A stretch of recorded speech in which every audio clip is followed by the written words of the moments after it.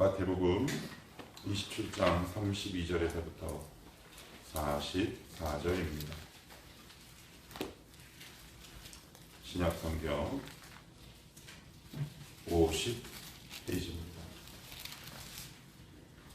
마태복음 27장 32절에서부터 44절입니다. 이제 제가 말씀을 읽도록 하겠습니다. 나가다가 시몬이란 구레네 사람을 만나매 그에게 예수의 십자가를 억지로 지워 가게 하였더라. 골고다 즉 해골의 곳이란 곳에 이르러 슬개탄 포도주를 예수께 주어 마시게 하려 하였더니 예수께서 맛보시고 마시고자 하지 아니하시더라. 그들이 예수를 십자가에 못 박은 후에 그 옷을 제비고가 나누고 거기 앉아 지키더라. 그 머리 위에 이는 유대인의 왕 예수라 쓴 죄패를 붙였더라.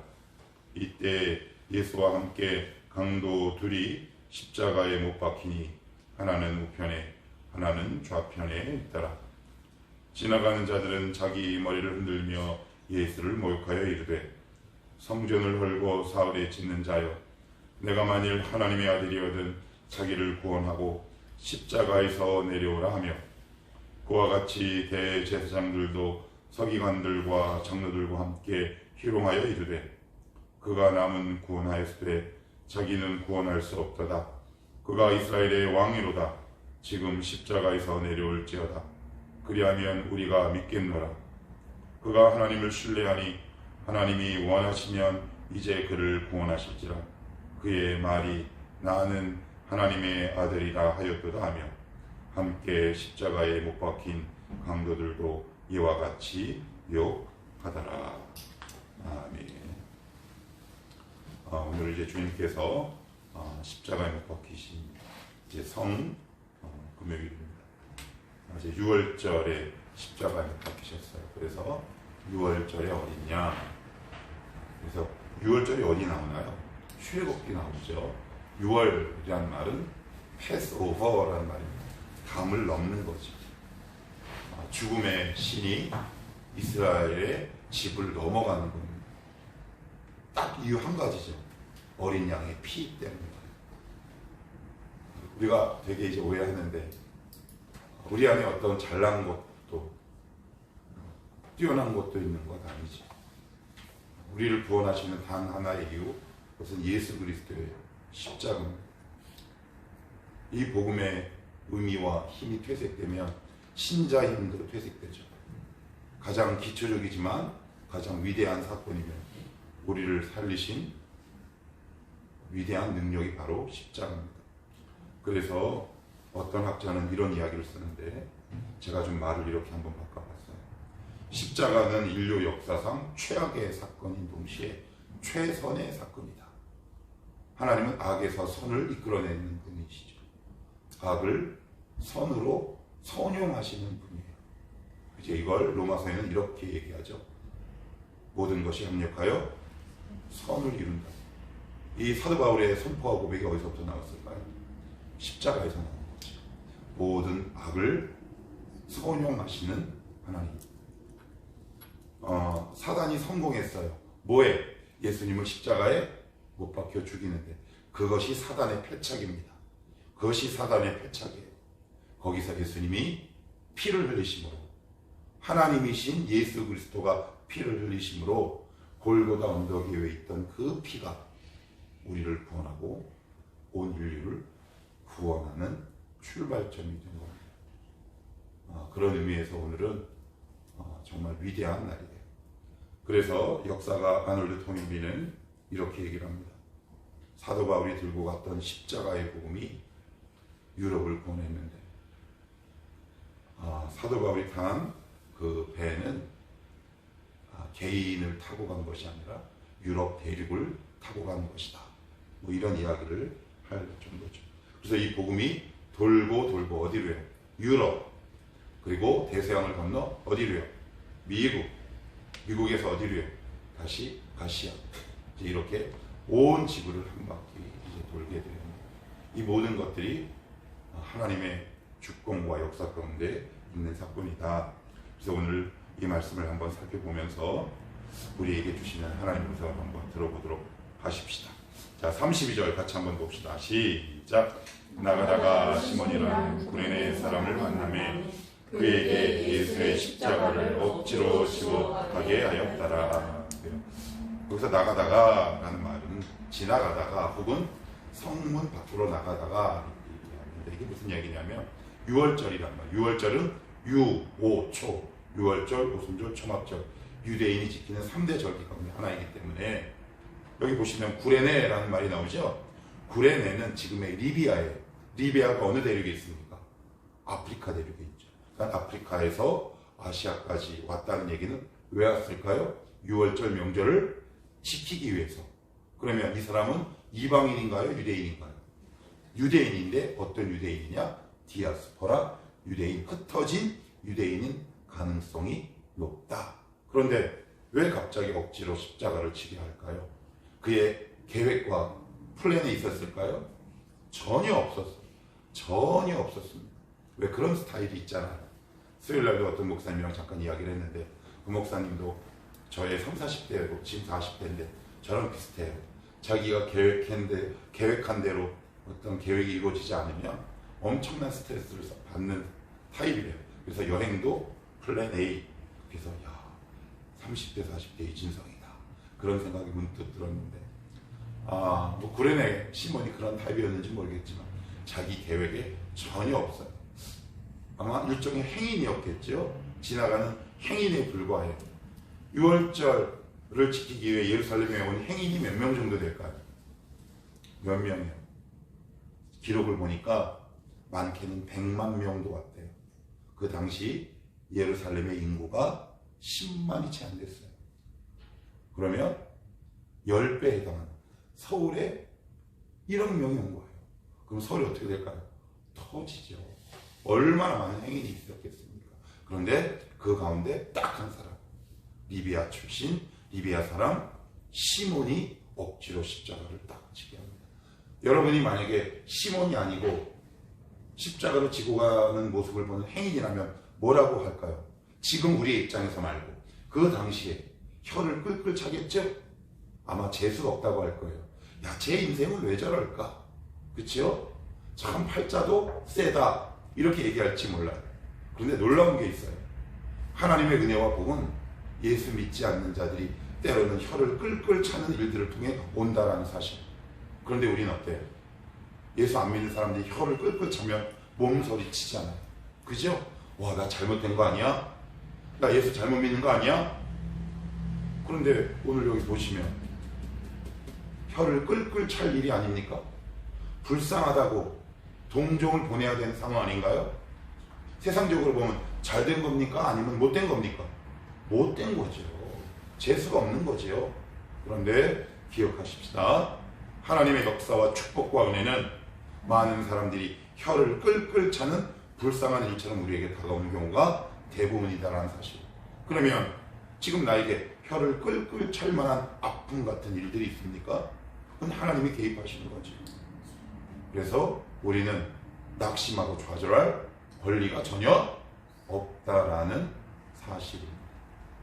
이게 굉장히 중요하죠. 그런데 그 사람 이름이 뭐라고요? 시몬. 시간 관계상 찾아보진 않을게요. 로마서 16장 13절, 마가복음 12장 21절, 알렉산더와 루포의 아버지에게 안부를 전하라는 말입니다. 그게 누구냐? 바로 시몬이에요.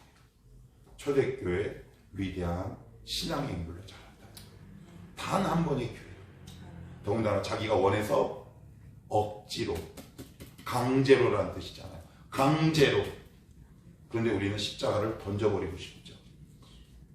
제가 예전에 성경 공부할 때 자주 사용했던 말이 뭔지 아세요? 저도 마찬가지예요.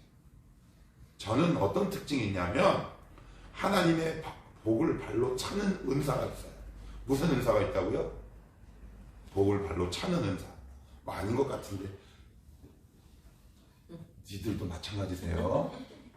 그래서 우리는 늘 하나님의 복을 발로 찬다. 그러니까 하나님이 억지로 지우시게 하는 거예요. 저는 그 말이 무슨 말일까요? 죄인이란 뜻이에요. 죄인은 하나님의 은혜를 알아보지 않기 때문에 발로 차고 다녀요. 죄인이란 말은 무슨 뜻인가요? 세상을 너무 좋아하는 게 죄인이잖아요. 그러니 하나님 주시는 말씀 은혜를 볼 수 있는 시야도 실력도 눈도 우리 가운데 없어요. 그러니 어때요?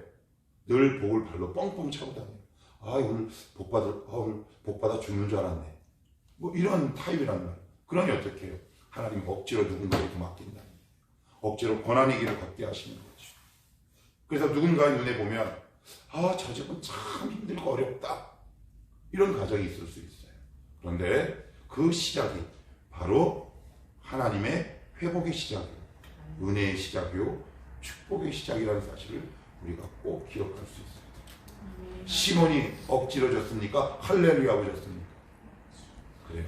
여러분 십자가 뭐 우리 바짝 지자, 기쁨으로 지자. 그런데 그게 난 잘 안 되더라.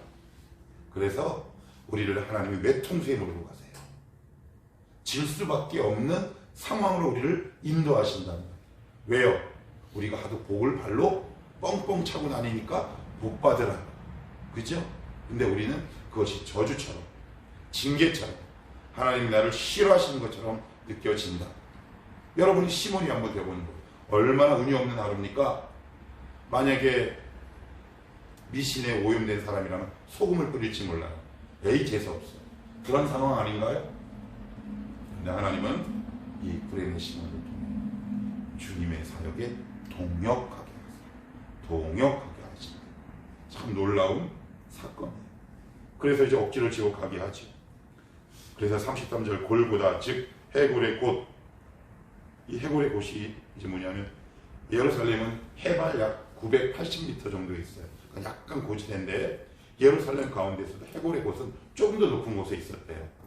그래서 이제 그곳에서 수많은 사형수들이 차용돼서 아마 해골이 이렇게 막 이렇게 다니겠죠. 왜냐하면 극악무도한 죄인들을 차용하는 것이라 시신을 수습하기가 어렵잖아요. 우리도 예전에 역적들은 시신을 수습하면 똑같은 죄인으로 몰리죠. 감히 시신을 수습하기 어렵단 말이에요. 그러다 보니 아마 해골이 곳곳에 굴러다녔던 모양이에요. 아니면 해골의 모양처럼 생겼던가 뭐 관계없죠. 그 높은 곳으로 이제 쭉 올라가서 거기서 드디어 예수님께서 십자가에 달리십니다. 34절 같이 한번 읽어봅니다. 시작. 쓸개탄 포도주를 예수께 주어 마시게 하려 하였더니 예수께서 맛보시고 마시고자 하지 아니하시더라. 그래요. 여기 보시면 쓸개탄 포도주, 다른 복음서에 보면 몰약탄 포도주라고 되어 있는데 똑같아요. 둘 다 이런 효과가 있대요. 진통과 마취. 왜? 십자가가 너무 고통스러우니까. 너무 고통스러워요. 오래 죽는단 말이에요. 그래서 고대 시대에 있어서 상대방을 예우하는 방법이 뭐예요? 단칼에 죽이잖아요. 왜? 고통 당하지 않게. 뭐 그런 영화도 가끔 보시죠. 내가 너에게 오늘 자비를 베푸는데 내가 너를 오늘 단칼에 고통 없이 죽이겠다. 그런데 십자가는 고통의 극한 시간이 가장 오래 갈 수 있는 형벌이에요. 그래서 한 기록에 보면 십자가에 달린 채 이틀 동안 있는 사람입니다. 그래서 피가 흐르니까 그 피가 흐르는 곳을 까마귀나 독수들이 파먹는 것을 본인이 보면서 죽는 거죠. 심장을 파먹는 것을 자기가 보면서 죽는 거예요. 그러니까 끔찍한 형벌이죠. 그러니까 피가 나니까 어때요? 탈진이 되잖아요. 탈수 현상이. 그래서 두 가지. 수분을 보충하고 요 몰약 혹은 쓸개탄 포도주는 진통 효과가 있대요. 그래서 조금이나마 고통을 경감시키는 거죠. 그런데 주님이 한번 입을 딱 대시다가 안 마셨어요. 그랬더니 이 설교를 예전에 했더니 어떤 청년들이 우리 주님은 입맛이 좀 까다로우셨나? 그런 의미가 아니에요. 이것을 마시면 고통이 경감되잖아요. 그러면 우리를 위해 받으셔야 할 그 하나님의 사명을 온전히 이룰 수 없어요. 당신에게 다가오는 고난을 외면하지 않으시는 거예요. 그런데 우리는 어때요? 우리는 하나님이 우리 가운데 어떤 고난을 허락하실 때가 있어요. 어려운 일이 있을 때 있죠. 근데 우리의 특기는 뭐예요? 포도주 먹어요. 우리 인생에 몰약탄 포도주를 마신단 말이에요. 이게 무슨 의미일까요? 이런 거예요. 나에게 그것이 하나님의 뜻이든 하나님의 징계든 하나님이 우리에게 주신 고난이든 모든 일이 하나님의 주권 가운데 있어요. 삶을 살다가 보면 어려운 일이 있지요. 아픈 사건이 있어요. 그런데 그런 문제 앞에 그 문제를 이렇게 돌아가는 사람이 있어요. 그거 몰약한 포도주를 마시는 거예요. 왜 여러분의 인생에 자꾸 약을 타요? 청년 때 자꾸 약을 타면요, 나중에 나이 먹어서도 약 타요.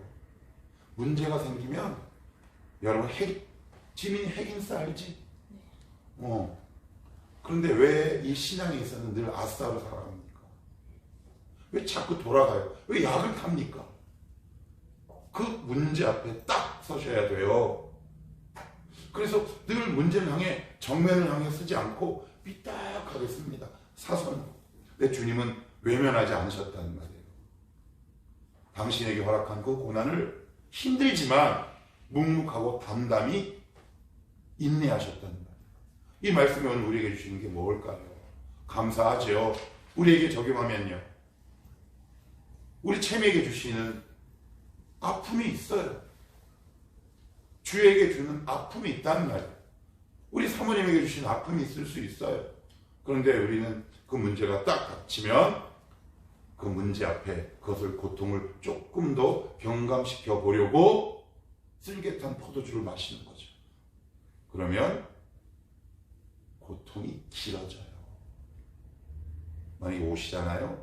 그러면 그 문제의 핵심으로 들어가십시오. 핵 인싸로 사십시오. 그래야 빨리 가고 그 고난과 고통이 나에게 유익이 될 수 있어요. 자꾸 그게 언발에 오줌 넣는 거예요. 화상에다가 자기의 오줌을 넣는 거라니까요. 언발이나. 그러니 어때요? 그 당시는 약간 경감되지만 나중에는 더 큰 고통이 우리에게 다가올 수 있어요. 지금 여러분들은 어떤 문제와 고난 앞에 봉착해 있습니까? 어떻게 그 문제를 돌파하고 해결하겠습니까? 그래서 제가 제일 안타까운 게 뭐냐면, 예전에 한번 어떤 청년이 있어요. 제자훈련 시킨 청년인데, 이 녀석의 은사와 특기가 뭐냐면 늘 돌아가는 게 특기예요. 늘 돌아가. 어떤 문제가 생기면 늘 돌아가. 근데 그것을 보는 저는 너무 속상하죠. 그래서 제가 누군가에게 글을 잘 안 써요. 남사스럽잖아요. 그런데 걔는 자꾸 말하면 도망가. 말해도 도망가고 고난 생겨도 도망가고 평생 같은 도망가는 게 특기야. 그래서 어떻게 해? 장문에 이메일을 보냈어요. 근데 지금도 도망가. 속상해 죽겠어. 그래서 도망가다가 이까지 예배 드려라 라고 할 수도 없고, 웃자면 전노죄. 도망가지 마. 여러분의 그 고난 앞에 몰약한 포도주를 마시지 마십시오.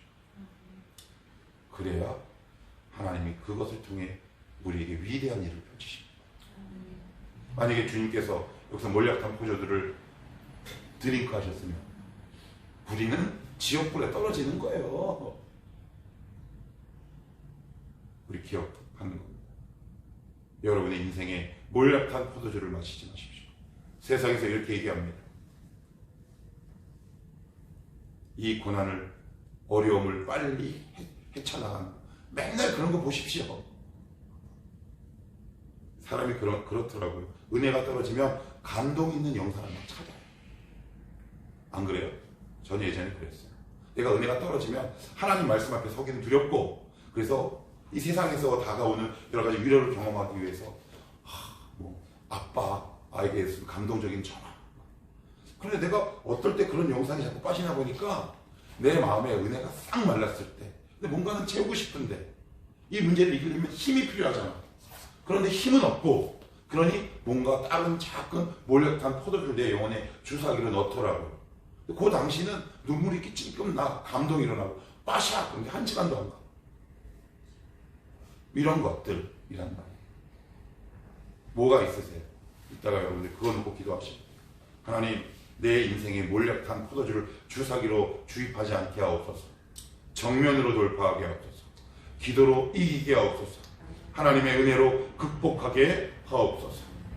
그래야 거기서 우리의 믿음이 자랄 수 있지 않겠습니까? 계속해서 보십시다.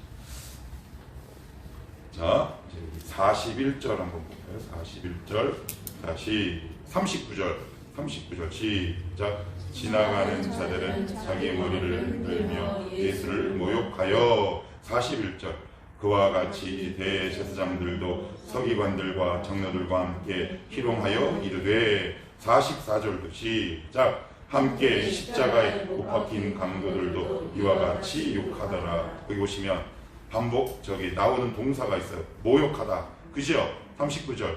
41절은 희롱하다. 그죠? 44절은 욕하다. 여기서 욕하다라는 말은 쌍욕이에요. 아주 쌍욕. 사람이 할 수 있는 욕 가운데 가장 상스러운 욕이에요. 그런데 이상하죠? 이상하지 않아요? 원래 누가 투덜거리고 욕을 해야 할까요? 팔자에도 없는 무거운 십자가를 지는 시몬이 욕해야 하지 않습니까? 그죠? 그런데 십자가 지지 않고 멀뚱멀뚱 편하게 있는 사람이 예수님을 욕해요. 여러분 어떤 사람이 교회를 욕하는 줄 아십니까? 교회 공동체 안으로 깊이 들어오지 않는 사람이 교회를 욕해요. 제가 한번 쉽게 이런 예를 한번 들어봅시다. 만약에 철암 교회를 욕하면 가장 먼저 화내고 가장 많이 화를 낼 사람은 누구라고 생각하세요? 저죠. 왜 그럴까요? 왜요? 제가 많은 무게의 십자가를 지고 있기 때문에 그래요. 십자가를 진 사람은 욕할 수 없습니다. 이들은 십자가를 지지 않고 십자가 목걸이를 맨 사람들인가 봅니다. 십자가는 매는 것도 아니고 다는 것도 아니고 지고 가시는 거예요. 제가 예전에 이 말씀을 준비할 때 너무 신비했어요. 왜 이들이 욕을 해야 하지? 이들은 욕할 권리가 없는데 오히려 누가 욕하면 동정표라도 받을 수 있나요? 시몬이. 그죠? 예. 근데 시몬만 욕을 하지 않습니다. 아마 이런 것 같아요. 이 사람은 뭐지? 왜 이렇게 피를 철철 흘려가면서도 채찍을 맞으면서도 저 고통 속에 있는 저 평온하고 담대한 얼굴은 뭘까? 이런 게 아마 보였지 않았을까 싶어요. 예를 들면 누가복음 복음에 보시면 예수님께서 베드로를 향해 이렇게 말씀하십니다. 네가 오늘 닭 울기 전에 나 부인할 거야. 기억나시죠? 이제 부인합니다. 그러고 나서 노심초사하면서 예수님을 따르고 있는데 베드로가 왜 나가서 펑펑 통곡했냐면 누가복음을 굉장히 자세하게 기록하는데 뒤돌아선 예수님의 눈빛과 베드로의 눈빛이 마주쳤다라는 기록이 나와요. 그러면 예수님이 베드로를 어떻게 쳐다봤을까요? 이렇게 봤을까요? 이런 눈빛을 뭐라 그래요? 눈깔이라 그러잖아요. 이런 눈빛으로 보셨을까요? 오분하고 따뜻하게 보셨겠죠. 어떤 상황인데? 제자가 자기를 배신한 상황입니다. 아마 구레네 시몬도 채찍에 맞고 올라가는 예수님의 눈빛 가운데 이것을 봤을지 모르겠어요. 이 사람은 뭐지? 저 힘은 어디서 나오는 걸까? 고통스럽지만 담대하고 고통스럽지만 평안한 저 얼굴은 어디서 나오는 걸까? 그 입을 다물 수밖에 없었을 거예요. 어떤 사람이 입을 다뭅니까? 십자가를 질 때. 주님을 제대로 만난 사람이 그 입을 다물 수 있는 것 같아요.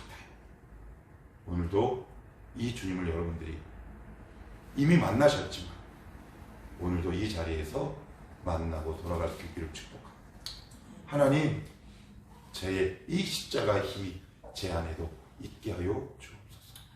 하나님, 제 인생에 몰약한 포도주를 주사기에 넣고 제 영혼에 주입하지 않게 하여 주시옵소서. 이제는 그만 돌아가게 하시고 이 문제와 고난 앞에 딱 믿음으로 설 수 있는 우리의 담대한 믿음이 되게 하여 주옵소서. 입이 난무하는 신앙이 아니라 각자에게 허락하신 그 십자가 삶의 무게를 오늘도 담담히 지고 주님이 주시는 은혜를 갖고 이겨내고 걸어가는 삶이 되게 하옵소서. 마지막으로 그래서 제가 자료를 조금 더 찾아봤더니 유세비에스의 교회사라는 오래된 교회 역사 책이 있는데 거기에는 시몬의 이야기에 대해서 부가된 내용이 나옵니다. 초대 교회에 굉장히 큰 영향력을 가진 인물이었다. 그의 사역과 헌신을 통해 수많은 사람들이 주께 헌신하고자 했다. 이런 기록이 나와요.